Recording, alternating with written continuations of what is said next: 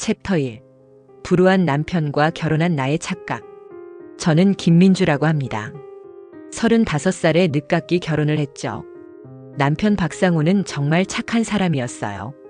첫 만남부터 제게 솔직하게 털어놓았거든요. 민주 씨, 저희 집 사정이 복잡해요. 아버지가 일찍 돌아가시고 어머니가 재혼하셔서 이복동생이 있거든요. 상우의 눈가에 그늘이 드리워졌을 때 저는 마음이 아팠습니다. 이 남자가 얼마나 힘들게 살아왔을까 싶어서요. 그때는 몰랐죠. 제가 얼마나 순진했는지를. 결혼 전 시어머니를 만났을 때도 그랬어요. 김정순 씨는 50대 후반의 여자였는데 첫인상은 나쁘지 않았거든요. 아유, 우리 상우가 좋은 사람 만났네. 민주 씨, 잘 부탁해요. 정중하게 인사하시는 모습을 보고 저는 안심했습니다. 하지만 그때 시어머니 옆에 앉아있던 이복동생 박상민의 눈빛이 이상했어요. 28살인데도 어머니 치마폭에 매달려 있는 모습이 어색했죠. 형수, 앞으로 잘해주세요. 상민이 건네는 인사말에는 묘한 차가움이 있었습니다. 하지만 저는 그냥 내성적인 성격이려니 했어요. 결혼식을 올리고 신혼집에 들어간 첫날부터 이상한 일들이 시작되었습니다. 시어머니가 갑자기 전화를 걸어온 거예요. 상우야, 어머니가 며칠 놀러가도 되겠니? 신혼집 구경도 하고 싶고. 상우는 당연히 좋다고 했죠. 저도 며칠 정도야 괜찮다고 생각했습니다. 그런데 시어머니가 온 순간부터 집 안 분위기가 완전히 바뀌었어요. 민주야, 안방이 정말 넓네. 어머니가 여기서 자면 안 될까? 첫날부터 이런 말씀을 하시는 거예요. 저는 당황했지만 신혼부부인데 그럴 수는 없다고 정중히 말씀드렸죠. 어머님, 저희가 작은 방으로 가겠습니다. 그런데 시어머니의 표정이 싸늘하게 변했어요. 아, 그래? 그럼 어쩔 수 없지. 그 순간 저는 알았습니다. 이분이 제가 생각했던 그런 평범한 시어머니가 아니라는 걸요. 하지만 이건 시작에 불과했어요. 다음 날 아침 시어머니가 부엌에서 저를 기다리고 있었습니다. 민주야, 어머니랑 이야기 좀 할까? 커피를 마시며 시어머니가 꺼낸 이야기는 충격적이었어요. 우리 상우 아버지가 돌아가시기 전에 유언을 남겼거든. 상우가 결혼하면 이 집을 물려주라고 했는데 그 조건이 하나 있어. 저는 숨을 죽이고 들었습니다. 어머니가 이 집에서 함께 살 수 있어야 한다는 조건이야. 그러니까 민주야, 우리가 한 집에서 살아야 해. 순간 머리가 하얘졌어요. 이런 조건이 있었다면 왜 결혼 전에 말하지 않았을까요? 상우에게 따져 물었지만 그는 자기도 몰랐다고 했습니다. 어머니가 갑자기 하시는 말씀인데 민주야, 어떻게 하지? 상우의 당황한 얼굴을 보니 정말 모르고 있었던 것 같았어요. 하지만 시어머니의 계산된 듯한 표정을 보니 이 모든 게 계획적이라는 생각이 들었습니다. 그날 밤 저는 잠을 이룰 수가 없었어요. 신혼 첫 주인데 벌써 이런 일이 생기다니. 게다가 시어머니는 며칠만 있다가 가신다던 약속도 지키지 않고 계속 머물고 계셨거든요. 상황이 이상하게 돌아가고 있다는 걸 그때 깨달았어야 했는데 저는 너무 순진했습니다. 이 모든 게 시작일 뿐이라는 걸 몰랐거든요. 챕터 2. 시어머니의 본색이 드러나다. 시어머니가 온 지 일주일이 지났는데도 돌아갈 기미가 보이지 않았습니다. 오히려 점점 더 당당해지시는 거예요. 아침마다 안방 문을 두드리며 깨우시는 일부터 시작해서 제가 하는 모든 일에 간섭하셨죠. 민주야, 밥은 이렇게 하는 게 아니야. 우리 상우가 좋아하는 건 이런 거거든. 설거지도 제대로 안 했네. 이렇게 하면 어떻게 살림을 하려고 그래? 하루 종일 지적질만 하셨어요. 저는 참으려고 노력했지만 점점 힘들어졌습니다. 그런데 더 충격적인 일이 기다리고 있었어요. 어느 날 상우가 회사에 간 사이 시어머니가 갑자기 이복동생 상민을 불러들인 거예요. 상민아, 어서 와. 형수한테 인사해. 상민은 큰 가방을 들고 나타났습니다. 설마 하는 생각이 들었는데 정말 그 설마였어요. 형수, 저도 여기서 며칠 지낼게요. 네? 갑자기 왜요? 아, 제가 요즘 집 사정이 안 좋아서요. 어머니랑 상의해서 여기 신세지기로 했거든요. 상민의 말을 듣고 저는 현기증이 났습니다. 신혼집에 시어머니도 모자라 이복동생까지 들어온다는 게 말이 되나요? 상우가 퇴근하고 와서 이 상황을 보고는 깜짝 놀랐어요. 어머니, 상민이가 왜 여기 있어요? 아, 상민이가 잠깐 어려운 일이 있어서 그래. 형이니까 좀 도와줘야지. 시어머니는 당연하다는 듯이 말씀하셨어요. 상호는 저와 눈빛을 주고받았지만 어머니 앞에서 반대하기 어려워했죠. 그날 밤 저는 상호와 심각한 대화를 나눴습니다. 여보, 이건 아니야. 우리 신혼인데 이런 식으로 사람들이 계속 들어오면 어떻게 살겠어요? 민주야, 나도 당황스러워. 하지만 어머니가 하시는 말씀인데 어떻게 거절하겠어? 상호의 우유부단한 모습을 보니 답답했어요. 하지만 더 큰 문제가 기다리고 있었습니다. 다음 날 시어머니가 저를 따로 불러서 하신 말씀이 정말 충격적이었거든요. 민주야, 솔직히 말할게. 우리 상호 아버지가 남긴 유산이 꽤 돼. 이 집도 그렇고 적금도 몇 개 있고. 저는 갑자기 왜 이런 이야기를 하시는지 몰랐어요. 하지만 조건이 있어. 어머니가 이 집에서 살아야 한다는 거야. 그래야 유산을 상속받을 수 있거든. 순간 모든 게 이해되었습니다. 시어머니가 이 집에 집착하는 이유, 상민까지 데려온 이유, 모든 게 유산 때문이었던 거예요. 그런데 민주야, 너도 알겠지만 이 집의 주인은 결국 상호야. 하지만 상호가 어머니 말을 잘 듣지 않으면 협박에 가까운 말이었어요. 저는 온몸에 소름이 돋았습니다. 어머님, 그게 무슨 말씀이세요? 유산은 언제든지 다른 사람에게 갈 수 있다는 뜻이야. 상민이도 아들이거든. 그 순간 저는 깨달았어요. 시어머니가 얼마나 치밀하게 계획을 세웠는지를. 상민을 데려온 것도 저희를 압박하기 위한 수단이었던 거죠. 그날부터 집 안 분위기는 완전히 달라졌습니다. 시어머니와 상민은 마치 이 집의 주인인 것처럼 행동했어요. 안방 열쇠를 달라고 하시는 일도 잦아졌고요. 민주야, 어머니가 안방에서 낮잠 좀 잘 수 없을까? 거실은 너무 시끄럽거든. 매번 이런 식으로 요구하셨어요. 저는 거절했지만 시어머니의 눈빛은 점점 더 차가워졌습니다. 상황이 이렇게 돌아가는데도 상호는 제대로 된 대응을 하지 못했어요. 어머니와 동생 사이에서 눈치만 보고 있었죠. 저는 그때 알았습니다. 이 상황이 저절로 해결되지 않을 거라는 걸. 더 큰 문제가 기다리고 있다는 것도요. 챕터 3. 전쟁의 시작, 안방 쟁탈전. 한 달이 지나도 시어머니와 상민은 떠날 기미를 보이지 않았습니다.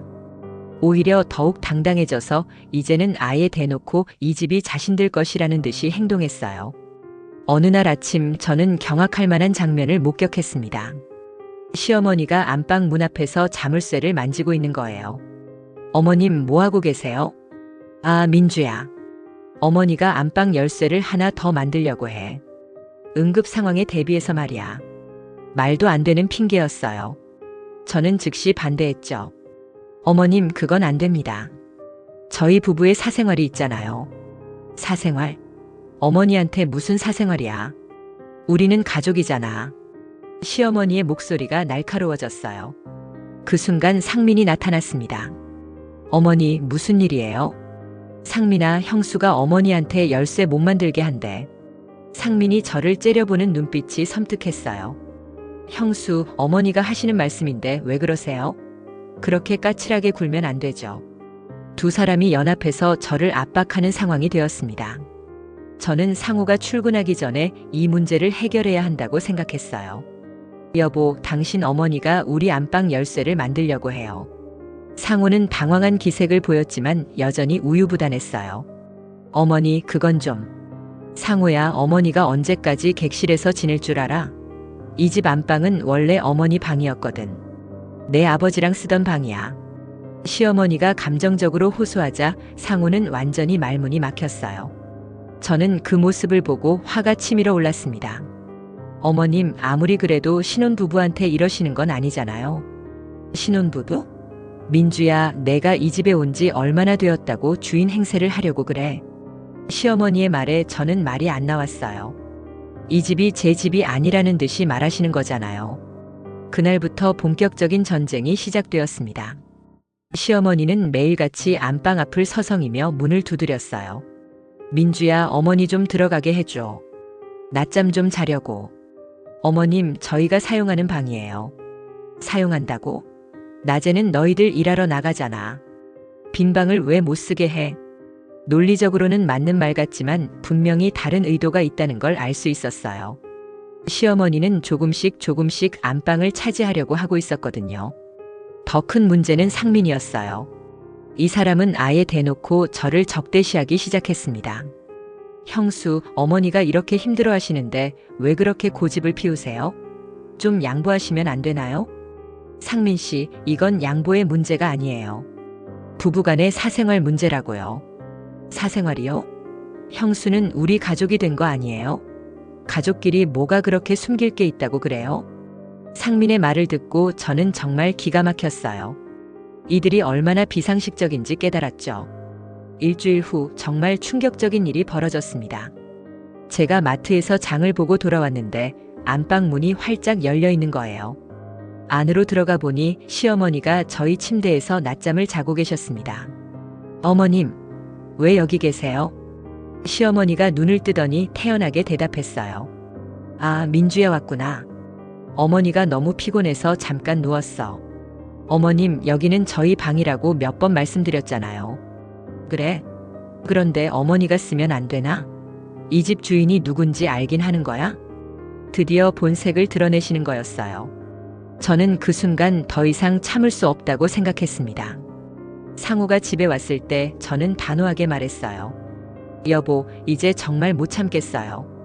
어머님이 저희 안방을 차지하려고 하고 계세요. 하지만 상황은 예상과 다르게 흘러갔습니다. 시어머니가 눈물을 흘리며 호소하기 시작한 거예요. 상호야, 어머니가 이 집에서 이렇게 천덕꾸러기 취급을 받아야 하나? 내 아버지가 살아계셨다면 이런 일이 있었겠니? 상호는 완전히 당황했고 저는 악역이 되어버린 기분이었어요. 하지만 이건 시작일 뿐이었습니다. 더 큰 사건이 기다리고 있었거든요. 챕터 4. 살인미수 사건의 전말. 상황이 이렇게 악화되자 저는 더 이상 참을 수 없었습니다. 상호와 진지한 대화를 나눠야겠다고 결심했어요. 하지만 기회가 쉽게 오지 않았죠. 시어머니와 상민이 항상 집에 있어서 사적인 대화를 나눌 틈이 없었거든요. 어느 일요일 오후 드디어 기회가 왔습니다. 상민이 친구를 만나러 나갔고 시어머니도 마트에 가셨어요. 저는 상호에게 솔직하게 말했습니다. 여보, 이대로는 안 되겠어요. 저 정말 못 견디겠어요. 민주야, 나도 힘들어. 하지만 어머니를. 당신은 항상 그런 식이에요. 어머니만 생각하면서 저는 생각 안 하시는군요. 저는 처음으로 상호에게 화를 냈어요. 그러자 상호도 목소리를 높였습니다. 그럼 내가 어떻게 해야 하는데? 어머니를 내쫓으라고? 네, 맞아요. 어머님과 상민 씨가 나가셔야 해요. 우리는 신혼부부라고요. 그때 갑자기 현관문이 열리는 소리가 들렸어요. 시어머니가 돌아오신 거였죠. 저희가 언성을 높이는 걸 다 들으셨나 봐요. 뭐야, 너희들 싸우고 있었어? 시어머니의 표정이 싸늘했어요. 그날 저녁부터 분위기가 완전히 바뀌었습니다. 다음 날부터 시어머니의 괴롭히기가 시작되었어요. 새벽 5시에 일어나서 세탁기를 돌리고 청소기를 돌렸습니다. 저희가 잠들려고 하면 큰 소리로 전화 통화를 하셨죠. 어머님, 너무 시끄러워요. 저희 내일 출근해야 하는데. 아, 그래? 미안해. 어머니는 잠이 안 와서 그래. 뻔한 거짓말이었어요. 일부러 저희를 괴롭히려는 거였거든요. 일주일 후 정말 끔찍한 일이 벌어졌습니다. 제가 퇴근해서 집에 왔는데 시어머니가 안방에서 나오는 거예요. 손에는 제 화장품이 들려 있었고요. 어머님, 뭐하고 계셨어요? 아, 민주야. 어머니 화장품이 떨어져서 내 것 좀 썼어. 허락도 없이 제 개인용품을 사용하신 거예요. 더 충격적인 건 제 옷장이 뒤죽박죽이 되어 있었다는 거였어요. 어머님, 왜 제 옷장을 뒤지셨어요? 뒤졌다는 게 뭐야? 어머니가 옷 좀 빌려 입으려고 본 거야. 우리 몸집이 비슷하잖아. 이건 정말 선을 넘은 행동이었어요. 저는 참다 폭발했습니다. 어머님, 이건 아니잖아요. 허락도 없이 남의 방에 들어와서 물건을 뒤지시면 어떻게 해요? 남의 방? 민주야, 너 지금 어머니한테 남이라고 하는 거야? 시어머니의 목소리가 날카로워졌어요. 그 순간 상민이 나타났습니다. 형수, 어머니한테 왜 그렇게 소리를 지르세요? 상민 씨, 이건 당신이 끼어들 일이 아니에요. 끼어든다고요? 어머니가 서러워하시는데 가만히 있을 수는 없죠. 두 사람이 연합해서 저를 압박하기 시작했어요. 저는 더 이상 참을 수 없어서 상호에게 전화했습니다. 여보, 당장 집에 와요. 저 정말 못 견디겠어요. 상호가 집에 왔을 때 상황은 더욱 악화되어 있었어요. 시어머니가 눈물을 흘리며 앉아 있었고 상민이 옆에서 달래고 있었거든요. 상호야, 어머니가 이렇게 서러워하셔. 형수가 어머니한테 나가라고 했어. 상민의 거짓말이었지만 상호는 그걸 믿는 것 같았어요. 민주야, 내가 어머니한테 그렇게 했어? 여보, 제가 언제 그랬어요? 어머님이 저희 방에 허락 없이 들어오셔서. 허락? 민주야, 이 집은 누구 집인 줄 알고 허락을 받으라고 그래. 시어머니가 벌떡 일어나면서 소리쳤어요. 그 순간 저는 모든 걸 포기하고 싶었습니다. 그런데 진짜 사건은 그날 밤에 벌어졌어요. 저는 스트레스 때문에 잠이 오지 않아서 거실로 나갔습니다. 물을 마시려고 부엌에 갔는데 시어머니가 뭔가 이상한 행동을 하고 있었어요. 제 컵에 무언가를 넣고 있는 거였거든요. 저는 숨을 죽이고 지켜봤습니다. 시어머니가 작은 봉지에서 하얀 가루를 꺼내서 물에 타고 있었어요. 순간 온몸에 소름이 돋았습니다. 설마 하는 생각이 들었지만 상황상 의심스러울 수밖에 없었어요. 다음 날 아침 저는 그 컵을 몰래 챙겨서 병원에 갔습니다. 검사 결과는 충격적이었어요.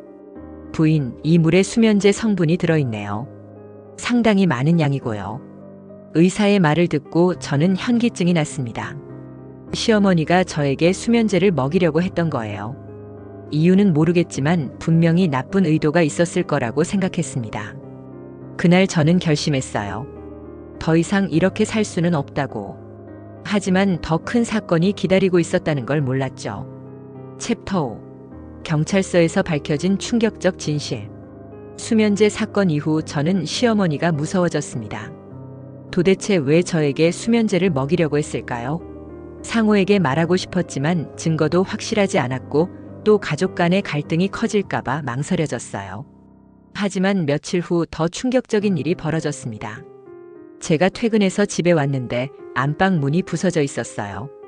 문짝이 완전히 뜯어져 나가 있었거든요. 어머님, 무슨 일이에요? 시어머니가 안방 안에서 짐을 정리하고 계셨어요. 제 옷들이 모두 바닥에 널브러져 있었고 화장대도 뒤죽박죽이었습니다. 아, 민주야 왔구나. 어머니가 이사하는 중이야. 이사요? 어디로 이사를 하신다는 거예요? 여기로 말이야. 이제 이 방이 어머니 방이 될 거거든. 저는 믿을 수 없었어요. 시어머니가 강제로 안방을 차지한 거였거든요. 어머님, 이게 뭐 하시는 짓이에요? 문까지 부수시면서. 문? 아, 그거 상민이가 도와준 거야. 어머니가 열쇠가 없으니까 어쩔 수 없이 그랬어. 상민이 부엌에서 나타났어요. 손에는 공구가 들려 있었죠. 형수, 어머니가 이 방을 쓰셔야 할 이유가 있거든요. 무슨 이유요?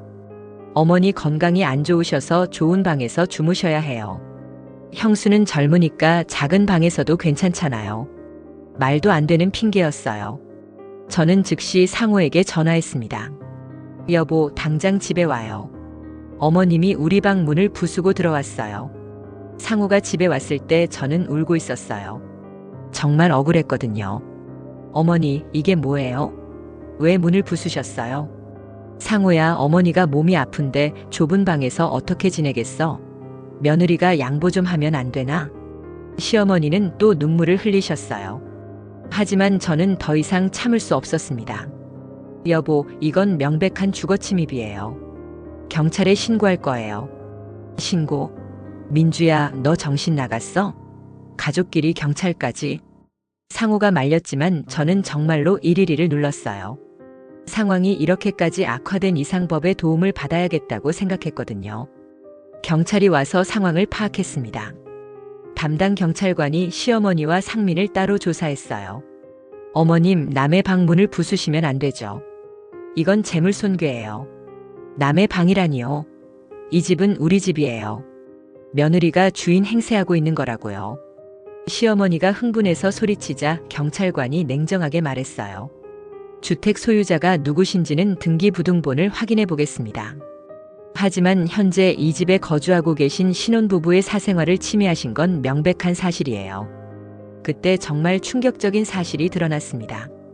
경찰이 신원 조회를 하는 과정에서 시어머니의 전과가 나온 거예요. 김정순 씨, 과거에 폭행 및 협박 전과가 있으시네요. 저는 깜짝 놀랐어요. 시어머니가 그런 전과가 있는 분이었다니. 그리고 박상민 씨도 사기 및 절도 전과가 있습니다. 상호도 얼굴이 하얘졌어요. 자기 어머니와 동생의 과거를 처음 알게 된 거였거든요. 경찰관이 더 자세히 조사하자 더욱 놀라운 사실들이 밝혀졌습니다. 김정순 씨 작년에도 며느리를 괴롭혔다는 신고를 받은 적이 있네요. 다른 아들 며느리를 말이에요. 그건 오해였어요. 시어머니가 당황하면서 변명했지만 경찰은 계속 추궁했어요. 그 당시에도 안방을 차지하려고 하고 며느리 개인 물품을 훔쳤다고 되어 있는데요. 저는 소름이 돋았어요. 시어머니가 습관적으로 이런 짓을 해왔던 거였거든요. 상민에 대해서도 충격적인 사실이 나왔어요. 박상민 씨는 지난달까지 사기 사건으로 경찰 조사를 받고 계셨네요. 다른 사람 집에 무단 침입해서 거주한 전과도 있고요. 모든 퍼즐이 맞춰지기 시작했어요. 이들이 저희 집에 온 것도 계획적인 범죄였던 거예요. 경찰관이 저에게 물었어요. 부인, 혹시 이상한 음식이나 음료를 주신 적 있나요? 저는 수면제 사건을 털어놓았습니다. 병원 진단서도 가져왔어요. 이건 심각한 문제네요. 상해 미수에 해당할 수 있습니다. 시어머니의 얼굴이 창백해졌어요. 그건 민주가 잠을 못 잔다고 해서 도와준다고 몰래 약물을 투입하시면 안 되죠. 이건 명백한 범죄입니다. 결국 시어머니와 상민은 경찰서로 연행되었어요. 상호는 충격을 받아서 멍하니 서 있었죠. 경찰서에서 조사 과정에서 더욱 놀라운 진실이 밝혀졌습니다. 챕터 6. 유산을 노린 완벽한 계획. 경찰서에서의 조사는 정말 충격적이었습니다. 시어머니와 상민이 체포된 후 담당 형사가 저희에게 설명해준 내용은 상상을 초월했어요. 부인, 이 사건은 단순한 가정불화가 아닙니다. 계획적인 사기극이었어요. 형사의 말을 듣고 저는 온몸이 떨렸어요. 김정순과 박상민은 전문적으로 이런 수법을 써왔던 사람들입니다. 다른 가정에도 침투해서 유산을 가로챈 전과가 있어요. 상호가 경악했어요. 형사님, 그게 무슨 말씀이세요? 상민이는 제 동생인데요. 박상호 씨 유전자 검사를 해보셨나요? 박상민이 정말 당신의 친동생인지 확인해 보신 적이 있습니까? 순간 모든 게 의심스러워졌어요. 상호도 얼굴이 하얘졌죠. 형사가 계속 설명했습니다. 김정수는 박상민과 함께 부유한 호라비들을 노리고 접근하는 수법을 써왔어요. 결혼한 후에는 남편이 죽을 때까지 기다렸다가 유산을 가로채는 거죠. 그럼 제 아버지도?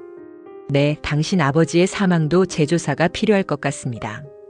당시 의료진이 이상하다고 느꼈던 점들이 있었거든요. 저는 소름이 돋았어요. 시아버지가 자연사가 아닐 수도 있다는 말이었거든요. 그리고 부인께 수면제를 먹인 것도 계획의 일부였습니다. 부인을 의식불명 상태로 만든 다음 사고로 위장해서. 형사가 말을 잇지 못했어요. 하지만 저는 알 수 있었습니다. 시어머니가 저를 죽이려고 했다는 뜻이었어요. 조사 과정에서 더 많은 증거들이 나왔습니다. 시어머니의 휴대폰에서 상민과 주고받은 메시지들이 발견된 거예요.